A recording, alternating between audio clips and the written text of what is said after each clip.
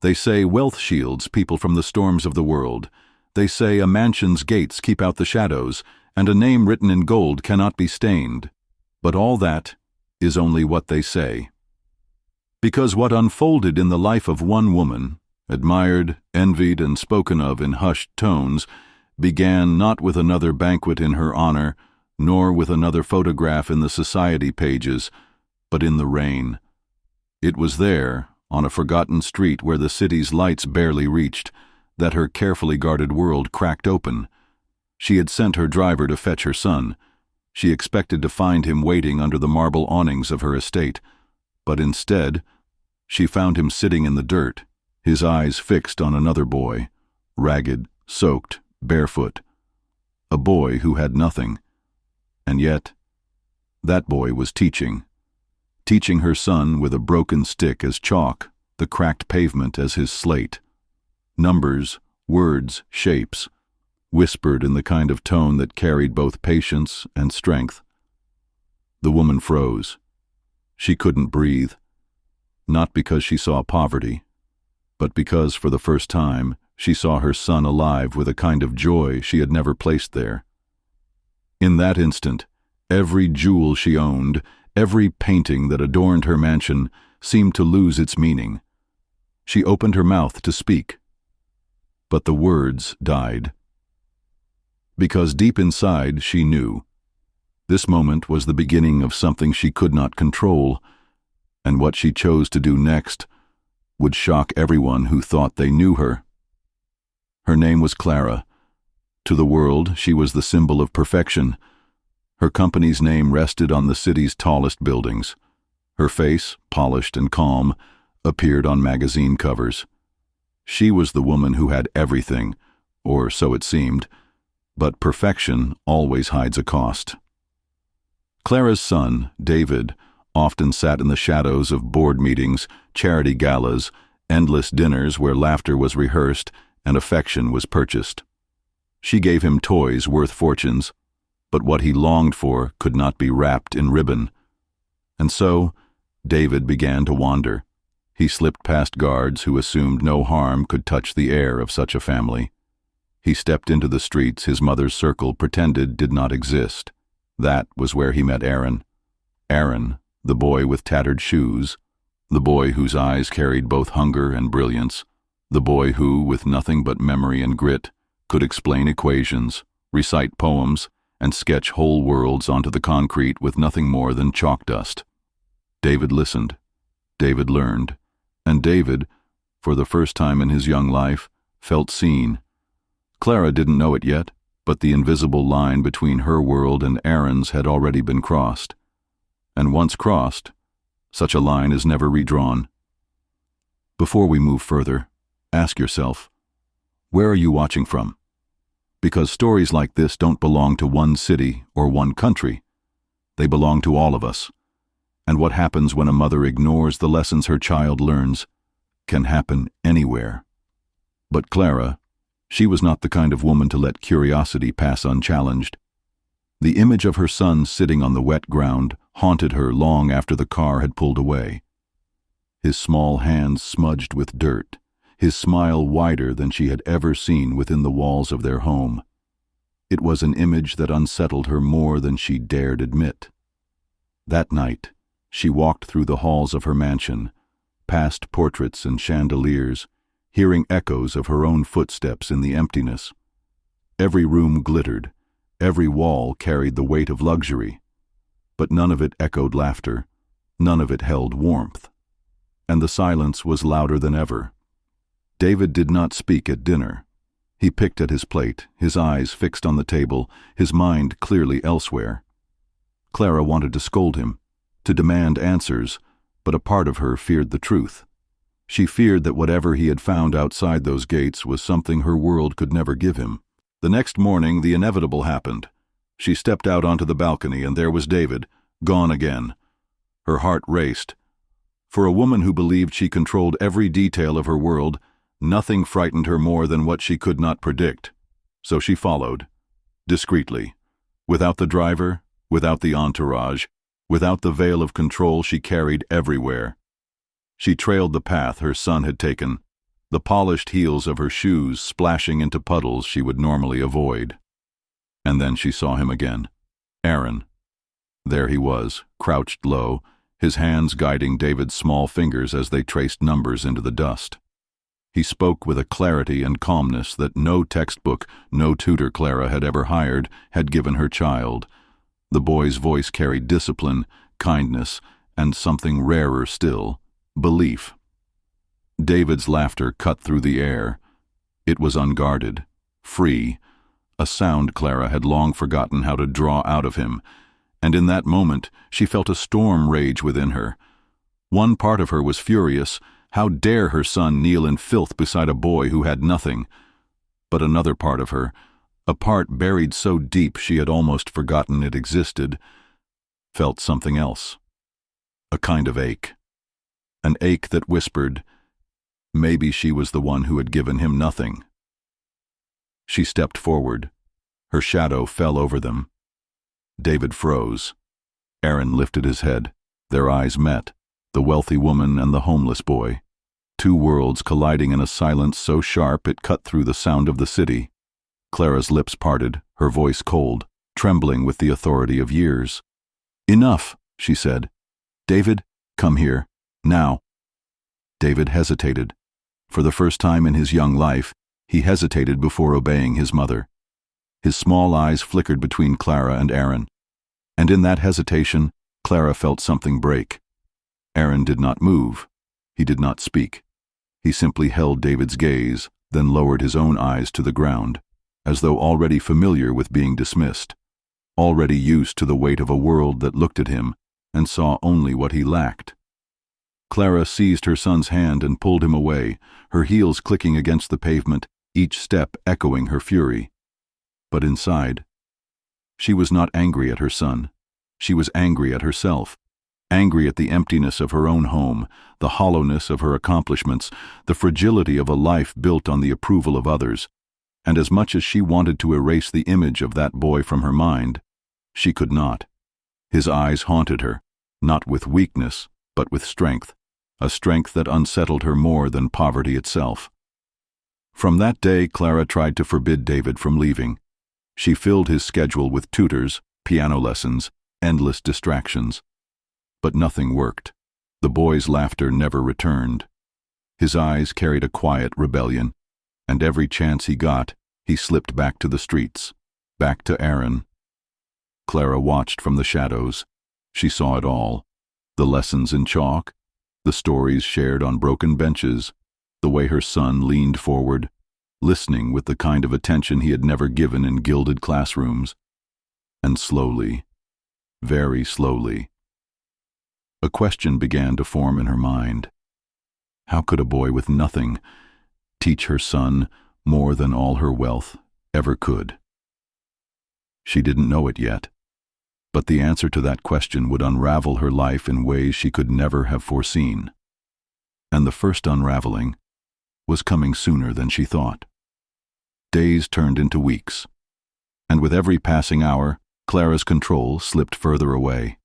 She had lived her life commanding boardrooms, commanding servants, commanding entire industries, yet here she was, unable to command the one thing she thought she owned absolutely, her son's loyalty. Each morning, she checked his room. Each afternoon, she tracked his schedule. Yet no matter how tightly she held the leash, David always found a way to break free. And every time she discovered the same scene, her son crouched beside Aaron, chalk dust on his fingers, his face lit with joy she could not manufacture. At first, Clara thought it was harmless, a phase, a curiosity. But then she began to notice something far more troubling. David's vocabulary shifted. He began to speak with conviction. He began to question. He began to push back against rules he once followed blindly. "Why should money matter, Mother?" he asked one evening at the dinner table, his small voice cutting sharper than a knife. "Why should someone be worth less, just because they have less?" The fork in Clara's hand trembled. His question was innocent, but to her it was dangerous. Because it wasn't just a child's question, it was a seed planted by someone she had never chosen, someone she had never paid, someone who threatened to undo everything she had worked for. And then came the whispers. At the country club, two women glanced in Clara's direction, their voices low but laced with mockery. "Have you heard?" one murmured. "Her son spends his time with a street boy." The other laughed, thin and sharp. "Imagine, all her wealth, all her power, and still her child finds better company in rags than in riches." Clara pretended not to hear, but their words followed her home, echoing in the silence of her marble halls. She felt eyes on her at every gathering. She felt the weight of judgment in every false smile, and slowly something inside her began to crumble, because Clara's entire empire rested not only on money, but on image, and Aaron, the nameless, homeless boy, threatened to stain that image beyond repair.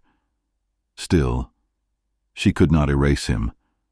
No matter how many times she forbade her son, no matter how many times she pulled David away, she could not stop the boy from returning to the one place where he felt alive.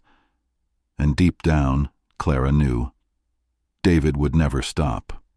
So one evening, Clara chose differently. She followed David not to drag him away, but to watch. She hid in the shadows of a crumbling wall, her coat pulled tight against the cold, and she listened. Aaron's voice carried across the night, calm, clear, strong. He spoke of numbers, of letters, of ideas far too advanced for a child his age to know, and Clara's chest tightened with a realization she had never considered. This boy was no ordinary street child. There was knowledge in him, discipline, brilliance. But why was he here?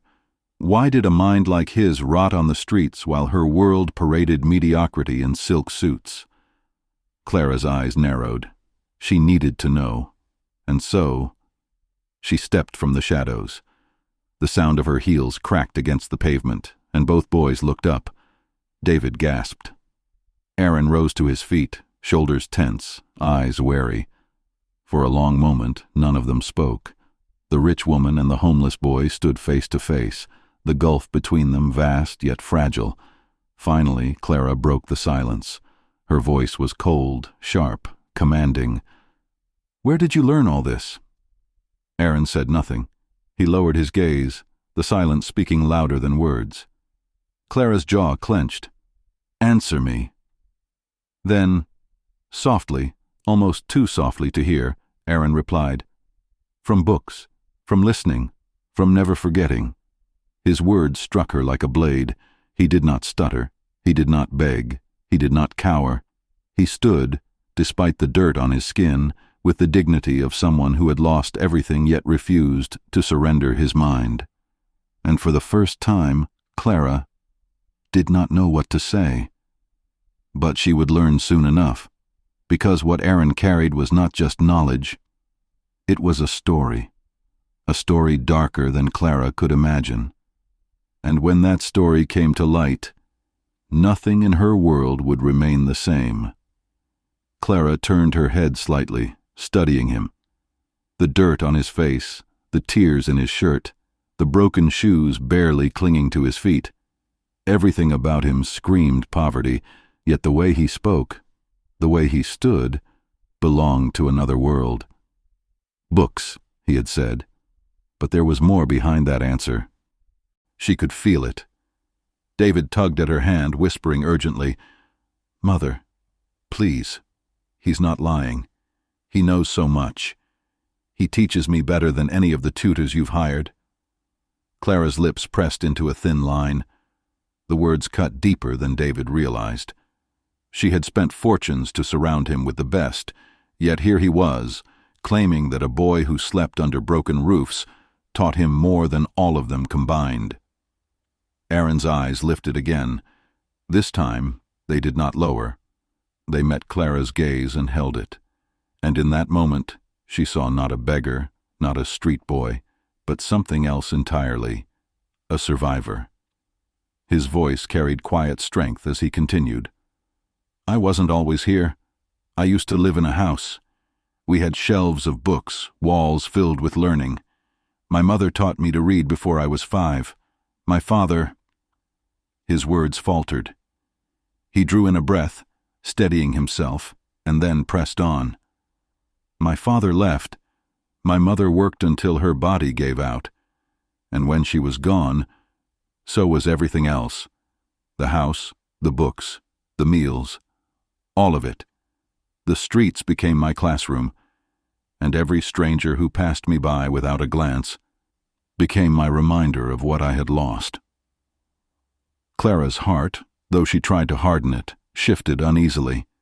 She wanted to dismiss his story, to call it exaggerated, but his voice carried a weight no lie could bear.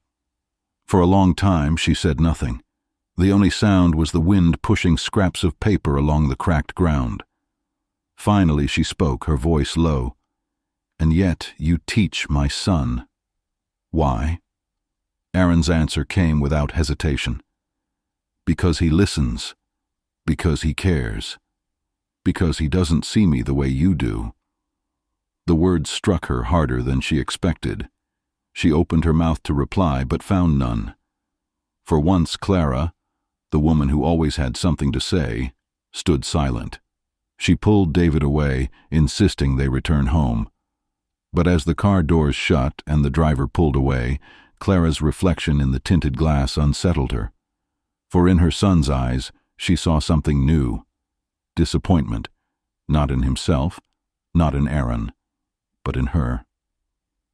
That night, sleep refused her. She turned in her silk sheets, her mind restless. For the first time, she asked herself questions she had avoided all her life. What if money cannot protect my child? What if the people I fear are the very ones who hold what I cannot give him? And as dawn broke, she rose with a decision she did not understand fully. She would return, not with David, not with fury, but alone. Because deep down, she needed to know more. She needed to know the truth about Aaron. But the truth was not gentle. The truth would shake the foundations of her pride, and the cost of learning it would be greater than she could ever imagine. The next evening, Clara left her mansion without the driver, without the polished car, without the veil of wealth she carried everywhere. She wore a plain coat, one she had not touched in years, and stepped into the city streets where shadows replaced chandeliers. Every step took her further from the life she knew. Streetlights flickered and hummed, casting broken pools of light on cracked sidewalks. Stray dogs searched through trash. Men huddled around fires in oil drums, their faces hollowed by hunger. For the first time in decades, Clara felt unsafe. For the first time, she realized how fragile she truly was outside her circle of power.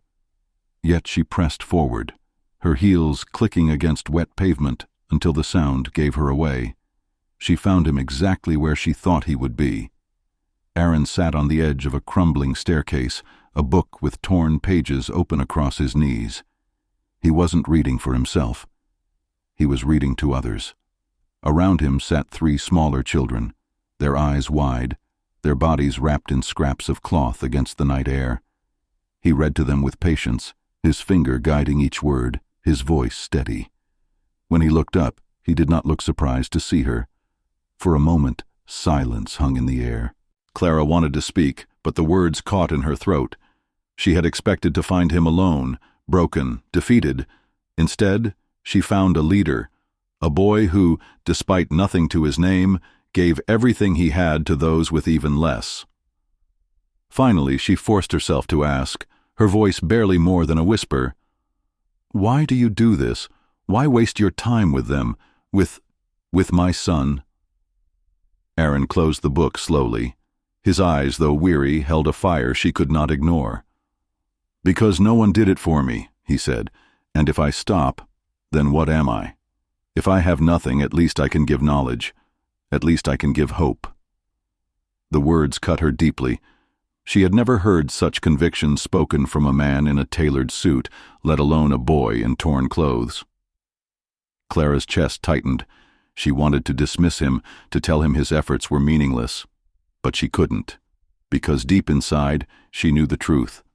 In his brokenness, Aaron carried more strength than most men she had met at her banquets. She turned to leave, but the sound of a small cough stopped her. One of the children wrapped in scraps shivered violently, their lips pale from cold. Aaron's hand instinctively moved to cover them with his own thin jacket. Clara froze. Something inside her twisted. She had walked past hundreds of children like this, never once stopping to look closer. But tonight, she could not look away. She returned to her mansion with her head heavy, her eyes drawn not to her paintings or her jewels, but to the memory of those small, trembling bodies in the night. She sat alone in her study until the candles burned low. The question lingered, haunting, unshakable. If a homeless boy can give what little he has to others, what had she truly given with all her wealth? But Clara did not realize others had begun to notice her visits, and in a city where reputations were sharper than knives, whispers spread faster than truth. The storm was coming, and this time she could not hide behind her gates. The city never forgave the wealthy for crossing boundaries. By the third night of Clara's secret visits, eyes were watching. Neighbors saw her car parked near the forgotten blocks. The house staff whispered in corridors, their voices low but sharp. At her next charity luncheon, where polished silver clinked against fine china, she noticed it, the stares, the subtle turns of conversation, questions masked as compliments. "You've been absent lately, Clara. Keeping yourself busy with something new? I heard you've taken an interest in education. How admirable." She smiled politely, but beneath the tablecloth her hands trembled. They knew, or at least they suspected, and in her world, suspicion was enough to destroy. That evening, her son Thomas climbed into her lap as he once did as a child. His eyes, however, no longer carried the innocence she remembered. "Mama," he whispered, "why do people laugh when I tell them about my friend Aaron?" The question stabbed deeper than any insult ever hurled at her from society. She wanted to protect him, to shield him from cruelty. But the truth was, she had been one of those people once, dismissing, mocking, refusing to look. She told him softly, "Don't listen to them, my love. Friends are not chosen by the clothes they wear." But even as she spoke, her voice shook, because she knew her entire life had been built on that very judgment. And still, she returned. Night after night. Each visit revealed more of Aaron's reality. The cracked ceilings of abandoned buildings where he slept, the bruises from older boys who stole what little he had, the constant battle with hunger, softened only by the books he carried like treasures. Clara began to change, slowly at first. The grand feasts she once demanded now sat untouched. The jewels she polished now seemed heavy, unnecessary, absurd. When she looked into the mirror, the woman staring back was not the one who had ruled over banquets and ballrooms. It was someone else, someone smaller, someone ashamed. But shame is a dangerous seed. Left unattended, it grows roots that tear apart the ground beneath you. And for Clara, those roots began to spread. The city spoke louder. Her friends questioned her choices more directly.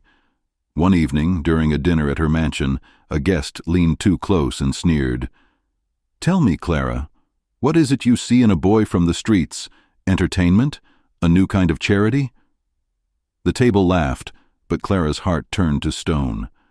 Later that night she locked her study doors and wept, not for herself, but for Aaron. Because she realized something, her world would not let him remain untouched. They would drag him into their ridicule, their scorn, their cruelty. And then the letter arrived, folded, sealed with a smudge of dirt, slipped beneath her mansion's iron gate in the dead of night. The handwriting was shaky but urgent. It read only 6 words, "Please don't come, they know." Her blood ran cold. The fire crackled beside her, yet her body shivered as if trapped in frost. Who sent it? Aaron, one of the children, or someone else entirely? Clara held the letter in trembling hands. She knew only one thing. The line between her world and his had broken, and once broken, it could never be repaired. Clara stared at the letter until the fire beside her turned to embers. Please don't come. They know. Every instinct in her privileged life screamed at her to listen, to stay away, to forget, to pretend. That was how her world survived, with silence, with denial, with looking the other way. But Clara, she could no longer look away. The next morning, before the servants woke, she wrapped herself in a plain coat, stripped of jewelry, her hair tied back without care. She slipped from the mansion unnoticed, her footsteps echoing on cobblestones still damp from the night's rain. The city changed quickly as she drove. Wide streets narrowed, lamplights dimmed, mansions gave way to broken tenements, and hollow-eyed children wandering with no shoes. And then, as if fate mocked her, the car stalled. Clara was forced to walk. Each step deeper into that world made her heart pound harder. Mothers stared from doorways, their faces gaunt and lined with suffering. Men leaned against crumbling walls, their eyes sharp with suspicion. To them she did not belong. She was an intruder. Finally she reached the place, an abandoned textile warehouse, its windows shattered, its doors chained but loose enough to slip through. Inside, silence. The air smelled of damp wood and dust, a faint echo of footsteps somewhere above. "Aaron," she whispered. Her voice cracked against the stillness. No answer. Her breath quickened. She climbed the narrow stairwell, each board groaning beneath her weight. And then she saw him. Aaron, sitting in the corner, his arms wrapped tight around his knees, his face pale, his books scattered across the floor as if dropped in haste. But it was his eyes that froze her, wide, frightened, darting to the door behind her. "You shouldn't have come," he whispered. Before Clara could answer, the shadows moved. From the far side of the room, two figures stepped forward. Older boys, rough, their faces hardened by hunger and rage. They were taller than Aaron, stronger, eyes sharp with cruelty. "So this is her," one sneered, "the rich woman who thinks she can play savior." Clara's chest tightened. She wanted to speak, to defend, but her throat was dry. The other boy kicked one of Aaron's books across the floor. The pages bent, the spine cracked. Aaron flinched but said nothing. "You don't belong here," the first boy spat. "Go back to your palace before we teach you what it means to suffer." For the first time in years, Clara felt true fear, not the fear of scandal or whispers, but of survival. And yet, something inside her did not retreat. Her hands shook, her knees weakened, but her eyes stayed fixed on them. "He is a child," she said softly, her voice steadier than she expected. "And he deserves more than this." The room fell silent. Even the boys hesitated, thrown off by her defiance. But then came the sound that broke the stillness. A crash, the warehouse door slamming open below, heavy boots, voices shouting, not children this time. Men. Clara froze. Aaron's eyes widened with terror. The boys vanished into the shadows. Aaron grabbed her hand, his small fingers trembling. "They're here," he whispered. "Who?" Clara breathed. But before he could answer, the footsteps reached the stairs. Clara turned, and there, silhouetted in the doorway, stood a man she had never seen before. Broad-shouldered, dressed in black, his face hidden in shadow.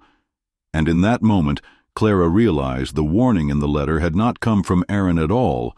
It had come from someone watching, someone who already knew her secret. The man stood in the doorway, his presence swallowing the room. He did not speak. He only looked. First at Clara, then at Aaron. Aaron's grip on her hand tightened, his nails digging into her skin. His voice was barely a whisper. Don't say anything." The man stepped closer. His boots struck the wood with a weight that made the boards tremble. Each step felt deliberate, controlled, as if he wanted them to hear the inevitability of his approach. Clara's mouth was dry, but her voice forced itself out. "Who are you?" The man stopped just short of the weak light filtering through the broken window. His face remained shadowed, but Clara could see the edge of his jaw, the roughness of stubble, the scar that cut across his cheek like a slash of lightning. He didn't answer. Instead, he bent down and picked up one of Aaron's books, the same one the boys had kicked. He turned it slowly in his hands, brushing the torn cover with a gloved thumb. And then finally, his voice. Deep, gravelly, cold. These words, they make him dangerous. Clara's heart pounded against her ribs. He's just a boy. The man tilted his head slightly, as though amused by her defiance. Just a boy? Then why does he write of things he should not know? Why does he speak truths that even grown men fear? Aaron shook his head violently. I don't. I never. The man silenced him with a single raised hand. You think we don't watch? You think your little scribbles go unnoticed? There are eyes everywhere, and now you've dragged her into it. His gaze turned fully on Clara, piercing, relentless. She tried to hold her ground.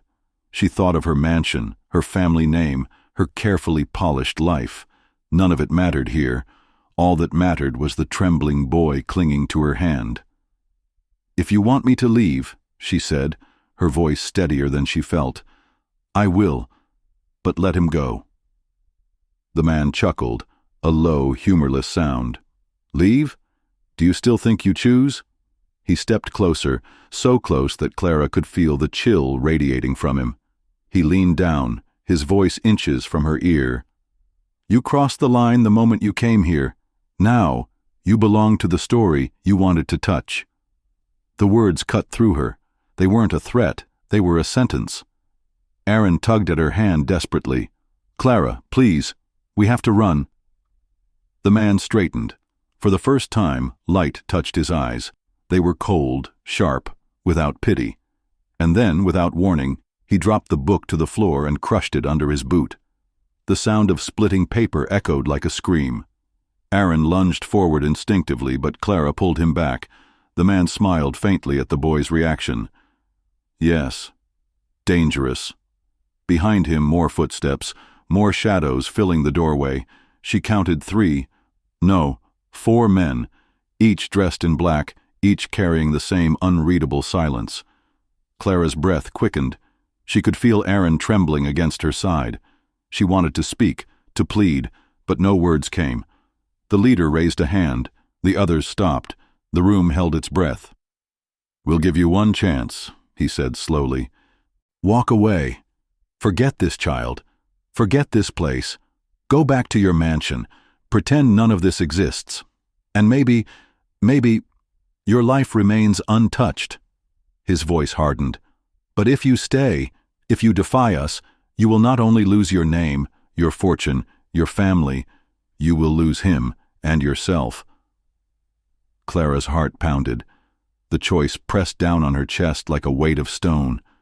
Walk away, and abandon Aaron to whatever fate these men promised, or stay, and be dragged into a darkness she could never return from. Her silence stretched. Seconds felt like hours. The men waited, their eyes cold, patient. And then Clara spoke. No. The word was quiet, but it cut through the room sharper than any scream. Aaron looked up at her in shock. The men stiffened. Even the leader's eyes narrowed. What did you say? He asked softly. Clara's voice rose, trembling but unbroken. I won't walk away. If he is dangerous because he tells the truth, then I will stand with him. Do what you must. But I will not forget. The silence that followed was unbearable. And then, the leader laughed, a deep, cruel laugh that echoed through the rotting beams of the warehouse. So be it. He raised his hand. The other men stepped forward. Aaron screamed. Clara tightened her grip, and in that single moment, she understood. Her life would never return to what it was before. She had chosen, and the darkness had chosen her back. They ran.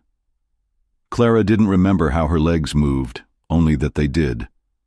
She gripped Aaron's hand so tightly that his small fingers ached, but she couldn't let go. Not here, not now.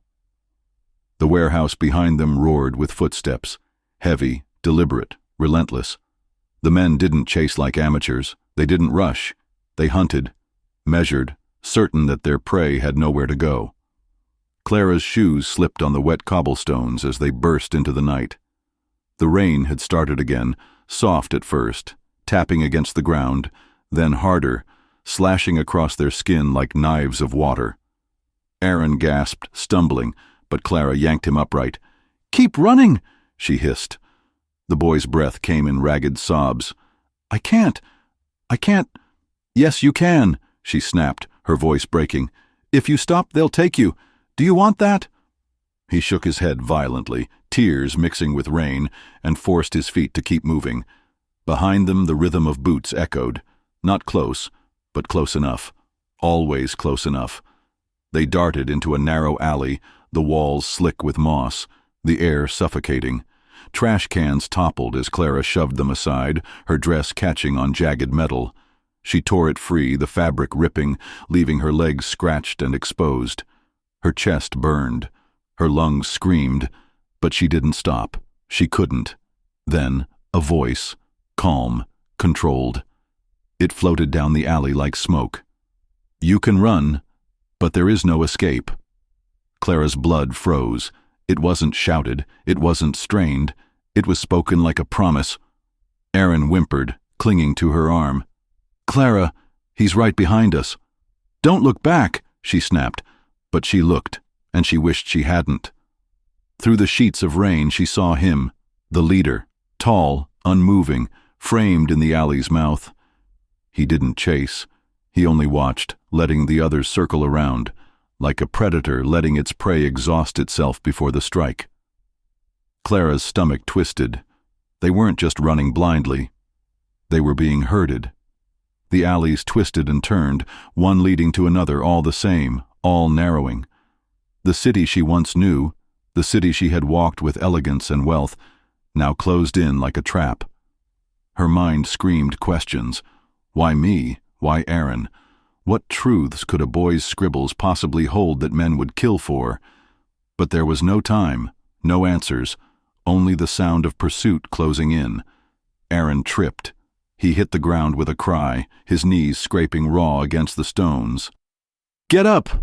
Clara begged, crouching down, trying to pull him. But his small body shook, his strength spent. His lips trembled. "I can't, Clara, I can't."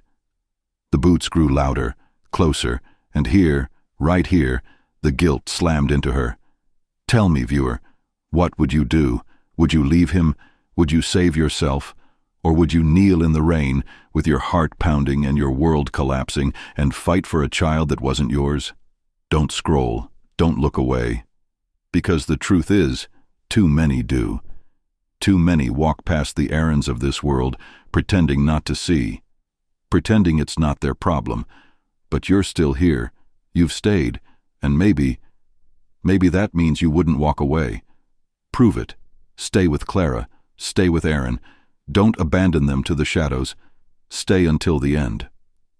Clara lifted him, her arms trembling, her dress soaked, her strength nearly gone. She carried him, not because she could, but because she had no choice. And just as the men's shadows stretched across the alley wall, a single light flickered ahead. A door, crooked, rusted, half-hidden. Without thinking, Clara lunged toward it. She shoved it open, slipped inside, and slammed it shut just as the footsteps thundered past. Silence. Her heart pounded so loud she feared it would give them away. She pressed Aaron against her chest, one hand over his mouth, her own breath ragged. Outside, the footsteps slowed, stopped, and then the laugh, that same cruel, knowing laugh. "You can hide," the leader's voice drawled, "but you can't belong. You've already chosen. And now, we'll finish the story." The rain swallowed his words. His footsteps faded. But Clara knew this was not escape. This was only the beginning. The door creaked behind them, its hinges whining like a wounded thing, before falling shut with a dull thud. Clara leaned against the wall, chest heaving, arms wrapped tight around Aaron as if her grip alone could shield him from the world outside. The room was dark. Not pitch black, but dim enough that shapes blurred and shadows ruled. The faint glow of a single bulb swung overhead, its light flickering, humming, threatening to die with every sway. It smelled of damp wood, rust, and something older, the sour breath of time. Clara's throat burned as she whispered, "We're safe, for now." But even as the words escaped, she knew they weren't true. Aaron shivered in her arms, his small voice cracked through the silence. "Clara, where are we?" She didn't know. A warehouse, maybe, an abandoned workshop, somewhere forgotten, where even rats hesitated. But before she could answer, a voice came from the darkness. "No one's safe here." Clara froze. Her heart stuttered. She whipped around, eyes straining, searching the shadows. From the far corner, a figure stepped forward, slowly, deliberately. A man, thin, hollow-cheeked, eyes sharp with a kind of knowledge that was dangerous. His clothes hung loose, torn at the seams, as if he'd been living on the edge of survival for far too long. Clara tightened her hold on Aaron. "Who are you?" The man didn't answer. He tilted his head, studying her. His lips curled, not in a smile, but in something colder. "The question isn't who I am," he said softly. "It's why you're here." The bulb flickered, and for an instant his face vanished into shadow, then returned, etched with lines that spoke of sleepless nights and too many regrets. Clara swallowed hard. She didn't know if he was a savior or another hunter. Aaron pressed his face into her chest, whispering, "I don't like him." She brushed his hair back, forcing calm into her voice. "It's all right. I won't let anything happen to you." But inside, fear coiled tighter. The man stepped closer, his boots silent against the cracked floorboards. He stopped just beyond the circle of light, half hidden, as if he belonged more to the darkness than to the world of the living. "You think you're hiding," he murmured, "but you're not. They already know. They've always known. Once you take a child from their grasp, there's no such thing as safety, only postponement." Clara's voice shook. "How do you know about them?" The man's eyes glinted. "Because I used to be one of them." The words dropped like stones into her chest. Her breath caught. Aaron's small hand clutched hers so tightly it hurt. Ex-member, traitor, survivor. Whatever he was, he carried secrets. Secrets that could destroy them, or save them. The silence stretched. Clara didn't dare move. Finally, he leaned in, his voice barely more than a whisper. "The boy isn't yours. I can see that. You had a choice. You could have walked away. Most do." He studied her face as though searching for cracks in her resolve. "Why didn't you?" Clara's throat closed. The truth pressed against her lips, but she couldn't speak it. And here, I'll ask you, viewer, why would you? Why would anyone risk everything for someone who isn't their own? For a child who carries danger like a shadow? You think you'd do it. You want to believe that. But would you really? Would you bleed for a stranger's child? Would you run through alleys, hunted, drenched in rain, with your life crumbling, just for a boy who isn't yours? Or would you leave him?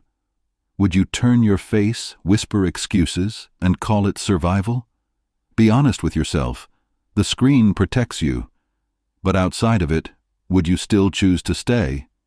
Because Clara did, and it may cost her everything. The man didn't wait for her answer. He reached into his coat and pulled out something small, wrapped in a filthy cloth. He placed it on the floor between them. Clara hesitated, then bent down. Her hands shook as she unwrapped it. Inside was a key, old, heavy iron. "This," the man whispered, "opens the door they don't want opened. A door buried under stone and silence. If you want to save the boy, you'll have to go there. But be warned. Once you see what lies beyond, you can never unsee it. Clara stared at the key, her reflection warped in its rusted surface. She didn't understand. But she knew one thing: the path she had chosen had no return. Clara didn't take the key yet. She couldn't, not until she knew. "Why are you helping us?" she whispered. The man crouched in the half-light, his shadow stretching long and broken across the wall. His fingers trembled as he lit a cigarette with a match that flared too brightly, throwing his face into sharp relief. And for the first time, Clara saw him properly. The scars, thin white lines cutting across his jaw, a welt above his brow, skin too pale, eyes too sunken. This wasn't a man. This was a ruin wearing human shape. He inhaled, then let the smoke curl out in ghostly ribbons. "Because I couldn't save mine." The words fell heavy. Clara's chest tightened. Aaron's small hand found hers again, clinging tighter. The man's eyes drifted, far away, into places Clara could not follow. "Years ago," he began, voice raw, "I was them. I hunted children, just like the ones chasing you now. At first, I told myself it was survival, that it was bigger than me, that the system was unbreakable, and I was just a cog. I collected the names, I delivered the faces, I heard the screams.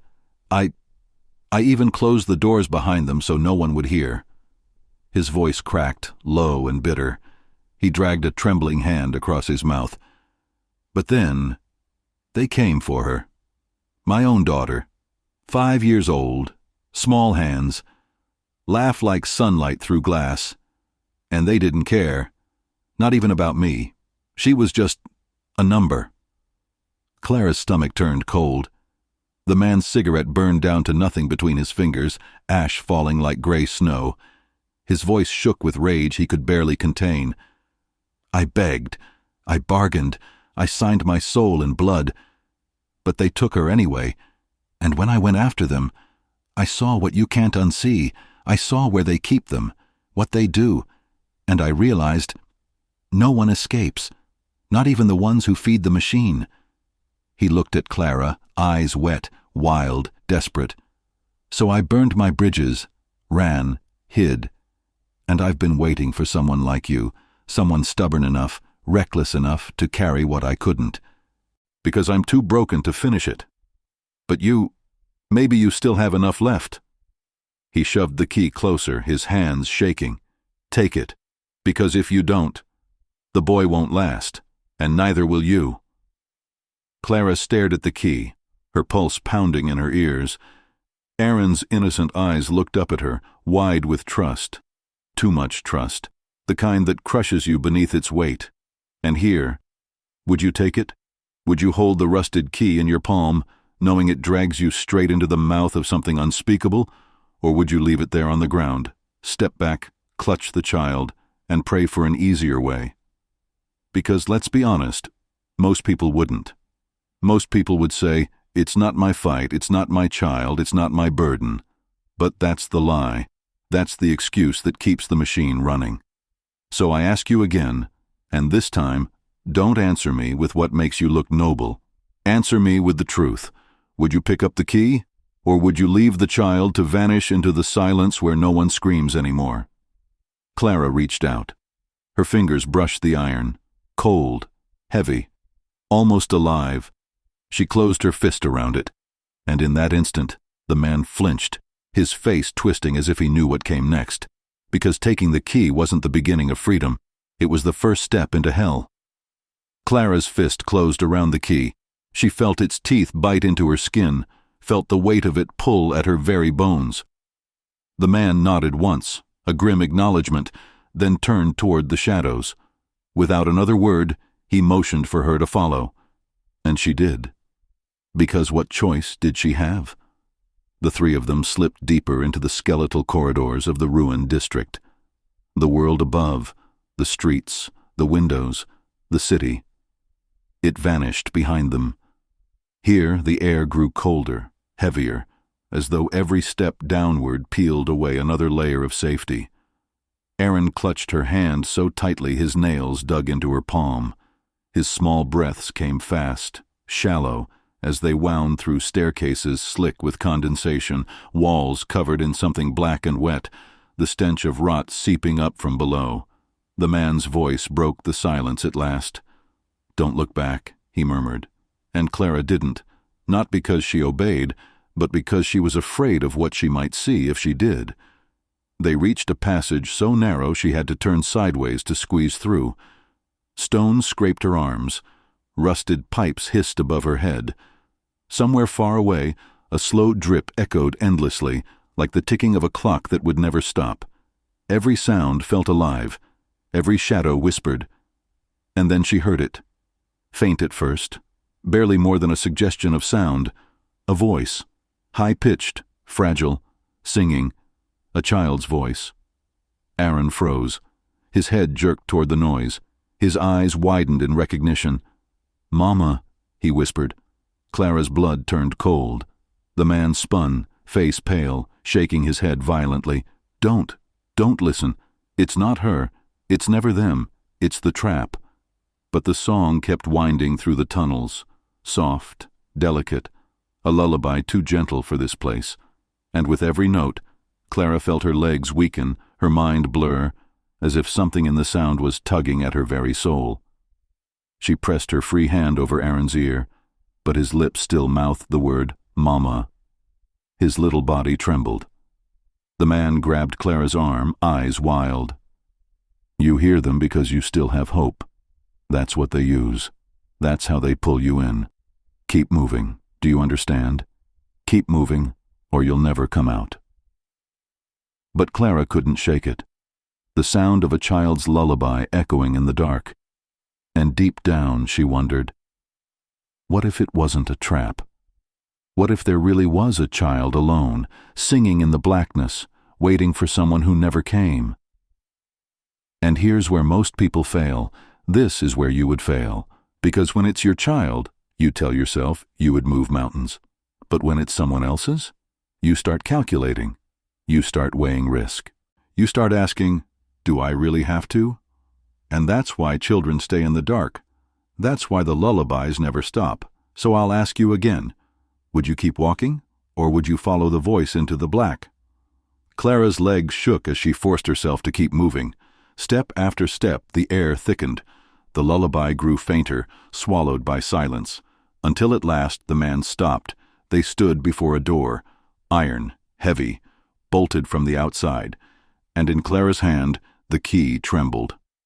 The iron door loomed before her, its surface slick with condensation, streaked with something that might have been rust or blood. The bolts across it were massive, the kind that suggested this door was not meant to protect what was inside, but to protect the world outside from it. Clara's hand shook as she slid the key into the lock. The teeth scraped against the metal, the sound too loud, echoing through the tunnel like a scream. Aaron clung to her side, his face pressed against her sleeve. The man stood a step behind, head bowed, jaw tight, whispering under his breath words she couldn't recognize.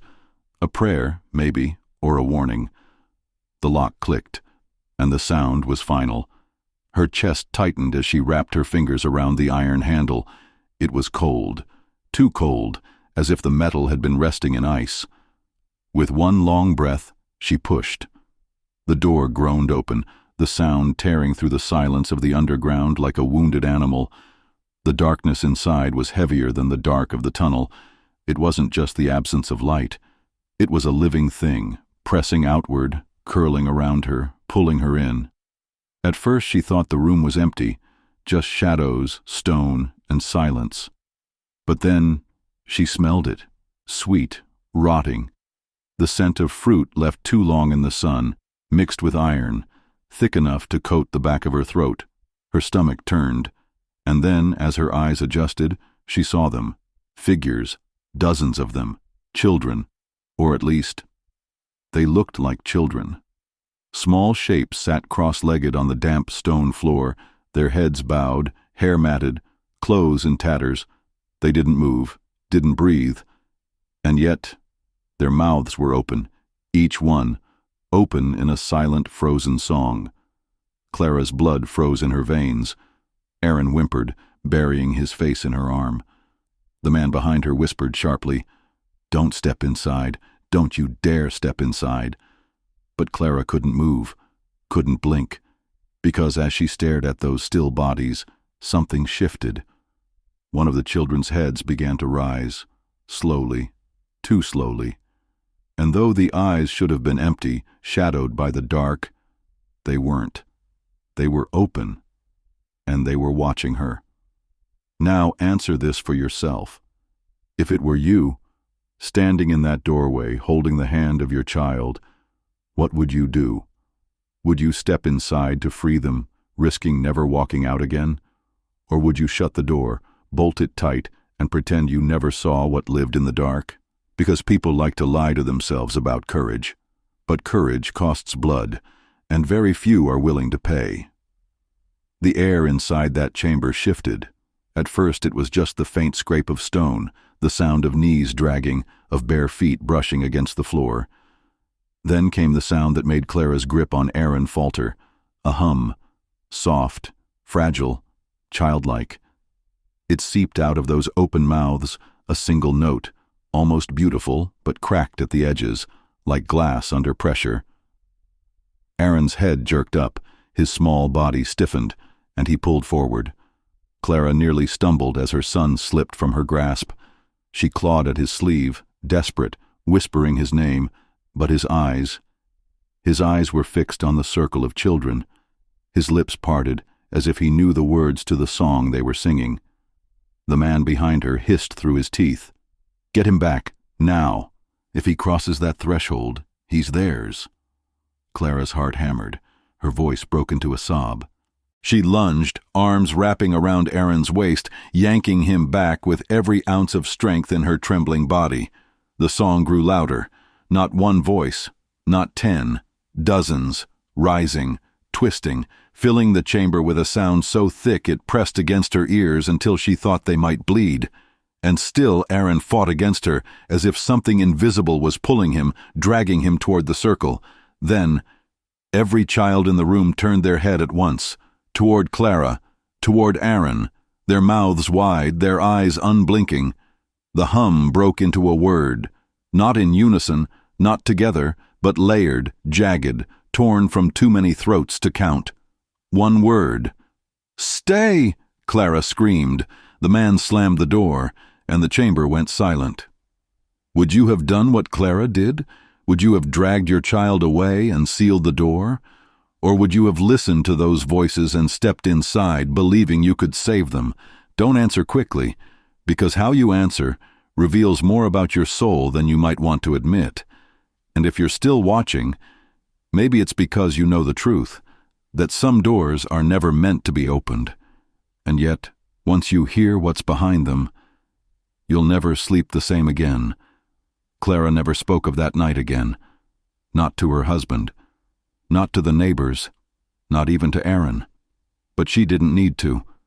Because sometimes, when the house was quiet, when the world outside was still, she could hear it, that hum, soft, fragile, childlike. And one night, years later, as she passed Aaron's room, she froze. His door was cracked open, and from the darkness inside came that same note.